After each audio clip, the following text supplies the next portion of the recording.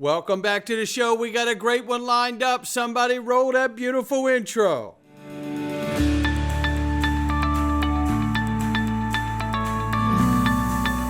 Digital Perspectives with Brad Kimes. Come on in.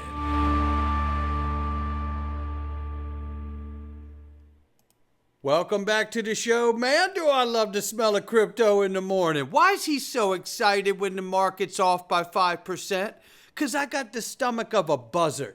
You know, you better be able to handle the deep, deep crashes, corrections, and all of that if you want the thousands and 10,000% gains and all the rest of it. You know, I was just having a conversation yesterday and I was talking and we were remarking that we have been in the space for a long time, and we remember when the market crashed all the way down to 100 billion. We're at 2.07 trillion right now. But I remember when the whole entire crypto market went down to 100 billion. Yeah, how about that? What would you do if it went from the 2 trillion to 100 billion? Yeah. That's why I got the stomach of a buzzard. Anyway, not financial advice. The market's off by 5.1, 56,500 right now for Bitcoin. Some say a blue light special. Ethereum 2,400, 118 billion plus market cap right now. USDC is 34 billion plus, and XRP is 55 cents, off by 3.7 in the 24 and 4.7 off on the 7 days. So you can see most of it is in the last 24 hours, ranging between 54 and 57 cents. So it looks like XRP is trying to get back up off the floor after catching that right hook. But look, let's not forget, the whole market's bleeding, right? So, and remember, I just covered this yesterday. I reminded everybody that September, typically, historically speaking, is a down month for crypto. So I'm not shocked, and you shouldn't be either. But let's see what happens as we move forward. And let's take a look at this. Ladies and gentlemen, not only have I told you guys that there is new news here with LinkTo, and for anyone who's been listening going, yeah, well, I can't participate. Well, now you can. Hello, all investors, especially U.S. investors of all kinds. Everyone has the opportunity to participate in LinkTo now with affordable minimums. Sign up and register and get started. Registration, participation for all investors. I'm telling you, make sure you reach out to them. And I want to let existing investors know right now, existing investors on the LinkTo platform, there's a special discounted tier pricing on Ripple and Cerberus until midnight Pacific time. But I'm going to tell you, if you wait till then, you're not going to get it, because you know what happens? Everybody buys it all up because we're all like each other. We just want to try to get as much of this stuff as we can. We know that this is an excellent time to accumulate, build your portfolio out. Make sure you click the link below to our sponsor and sign up, register, and fund your account. It takes less than 5 minutes. Now, there's some fantastic news we got to break today, and it is for John Deaton, who's going to be the next senator of Massachusetts, ladies and gentlemen. Checkmate, locked and loaded. Let the debate begin, says the Baron of Beach Street. You did it, John Deaton, and he did do it. And I tell you what, this is remarkable because John has won the Republican primary in Massachusetts, which means he is about to debate and take on Senator Elizabeth Warren, the anti-crypto general, and he's going to win, ladies and gentlemen. Write it down. He's going to win. And as one of my dear friends said to me, all you can do is everything you can do. John Deaton for Senate.com. If it's $5, do 5. If it's 100 or more, do that. Whatever you can do, we're winning, and we need to continue to win. You know how important this is, not only for Massachusetts, but for the entire crypto world. This woman is the leader, the general of the anti-crypto army. She's got to go. Besides being feckless in her role as senator of Massachusetts. Shout out to John. Now listen to this.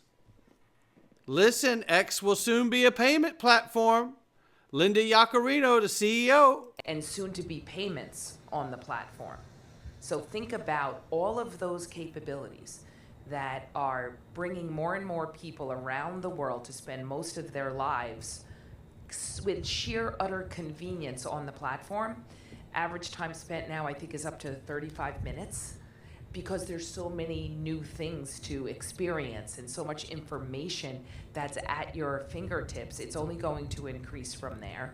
And think about that, once we launch payments, will start in the US, the financial ecosystem that will emerge on the platform. So we're actually redefining what users will come to rely on or believe that a social app will, and soon to will be. And it's absolutely right. And they just launched XTV as well. So, you know, they keep doing what they're doing. This will ultimately grow to be a platform that will challenge and steal people from YouTube. And that is like, wow. I mean, things are coming very quickly, ladies and gentlemen. Remember, once these things happen, in a very short period of time, people won't be able to remember how it used to be. And right now, this is how close X is. X just secured the money transmitter license in Maine, and this was just a few days ago. X now has licenses in 36 states, only 14 more to go. Come on in. And look at this. Chad Steingraber, give him a follow. Futureverse Ecosystem features Warner Brothers, Warner Music, Reebok, FIFA Soccer, and Weta Workshop. XRP will be the gas token to the entertainment world. You can see all these things down here that they're tied to.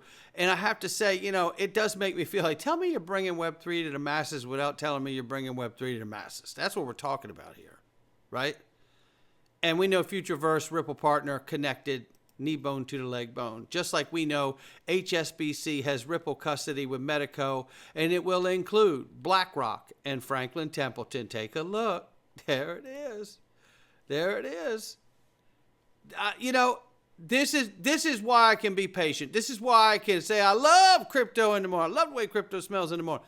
All of that. I can do all of that because these things are the fundamental news that give me the confidence that once we have legislation, all of these things will begin to actually unfold in real time and operate in their everyday business model.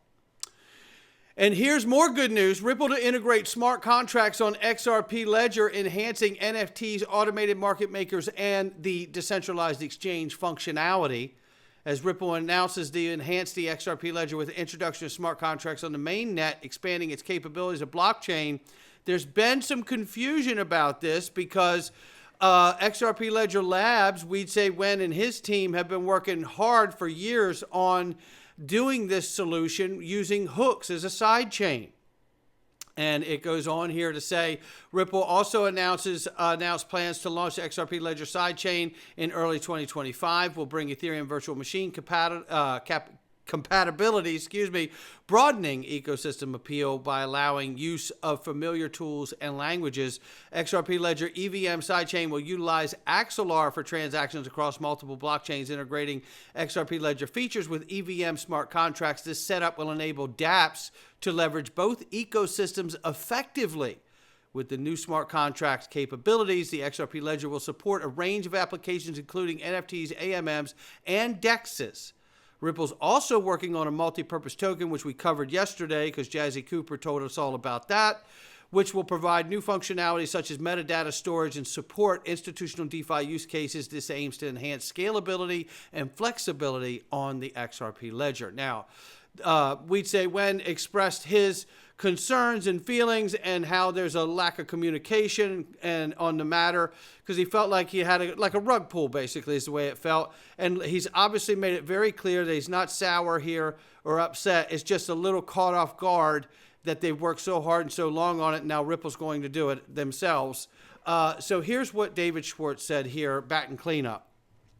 Seems like there's some confusion over the programmability blog post we put out yesterday, so let me clear a few points. Ripple simply cannot and absolutely does not want to unilaterally change the XRP Ledger. The blog post is Ripple saying that we see value in bringing programmability to the XRP Ledger mainnet, in addition to what's already happening with the EVM sidechain, and are making this a priority now. And we're committed to putting out a design proposal for community review instead of coming out with a proposal already baked. Our intent was to be transparent and show where we'll now be focusing our internal resources and priorities. due to the due diligence and come back to the community with our thoughts. Why the sudden change? As many pointed out, I focused on the fixed functionality of the XRP Ledger and EVM sidechain at Apex earlier this year. I genuinely didn't see how smart contracts on the mainnet would work without turning XRP Ledger into a different chain. I had convos in the past few weeks with Orchestra Finance and others in the community that made me recognize that programmability on the mainnet can work if key challenges are addressed, like ledger bloat, TPS, transactions per second loss, and bugs, exploits. I think the best way to mitigate these risks is to take small steps that lead in the right direction. And it's great to have the historical data of how Hooks has worked on Zhao. I fully acknowledge that plenty of smart minds came to this conclusion that programmability makes sense for the mainnet much earlier. Why now? Besides the above, it says we also felt it made sense to share our thinking ahead of the XRP community gathering in Korea and Japan this week, because these important in-person chances to discuss programmability, this is honestly the only reason for the timing. There is no hidden agenda. We have and will continue to be transparent about what we're thinking. We're committed to regular community calls, design reviews with external community members, stakeholders, blog posts explaining considerations, thought process, and any design we propose. There you have it. So that is to clear all up the difference between, what we'd say when and then have been working on, and all of the questions and speculation that have come from this. We'll continue to follow it as we move forward. But don't forget, we have the stablecoin that is to launch, and this is very soon we could be seeing this. On or around the end of Q3 is the end of this month. So give or take one side or the other here. And talking about a good overview for stablecoins, this is a great article on stablecoins, cross-border transfers, and it's basically discussing the real USD and the overall impact of stablecoins on the industry. And it goes on to say that here basically stablecoins are being used by some players already and are likely to be working under the hood for many other companies who have not publicly discussed their use. It says here, and are so clearly proving to be favored option for some use cases. What does this mean is that there will only see growth, that they can continue to win out against non-blockchain based alternatives. And that won't be all the time for every payment type. Greater industry support for stablecoins, as well as Ripple's move back into this Western enterprise space with an all-in-one solution. I want you to hear that. Ripple's moving back into this Western enterprise space, the U.S., with an all-in-one solution this time when they come back, and it is likely to help drive greater adoption. How much of the world's cross-border payment infrastructure could ultimately be underpinned by the technology, however, is unclear. It certainly won't be all, but it may ultimately be a significant amount. This comes down to percentages, right? How much market capture will Ripple be able to get with their infrastructure and the ledger? 5% of total payments and settlements? 10%, 75%, 100%? What's that number going to be? It's not going to be a nothing burger because we're already doing it. We get legislative clarity, then it's about finding out exactly how much will move onto the ledger. That's what we're talking about. And with an all-in-one solution, it may be more than you think.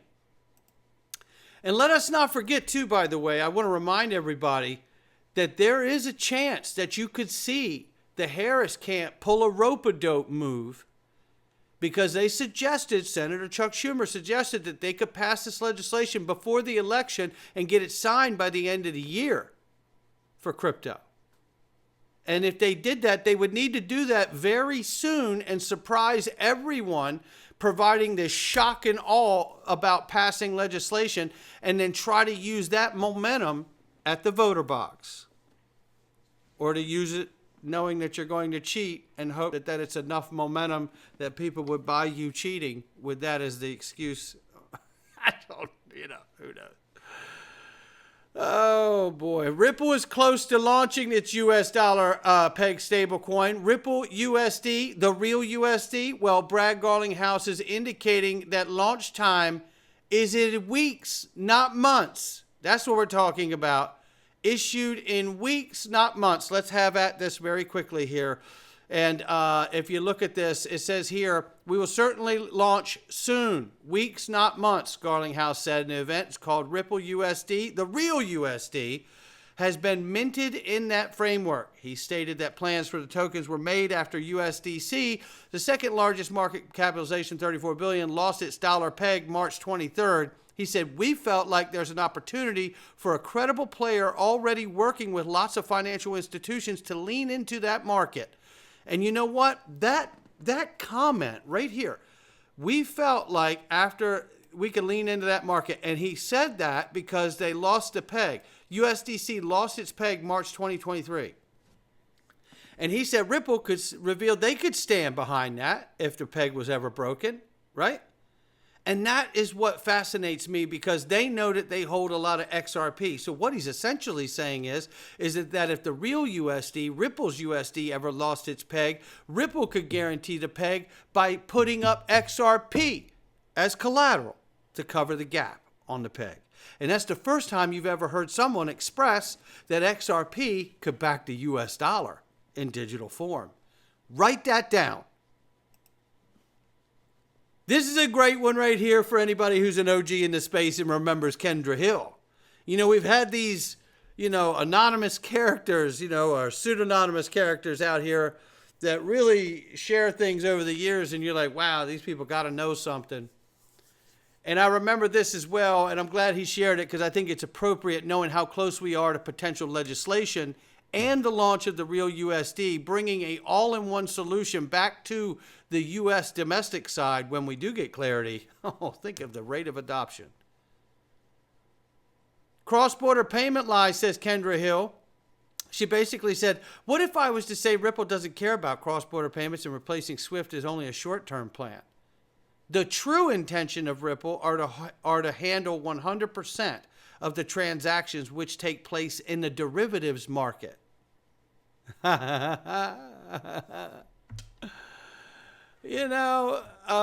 are partnered with the DTCC and the ISDA, International Swaps and Derivatives Association. We are partnered with the BIS Task Force for Cross-Border Payments. We know that there's a huge financial hub in the UK, which we have great relationships with the Bank of England and others.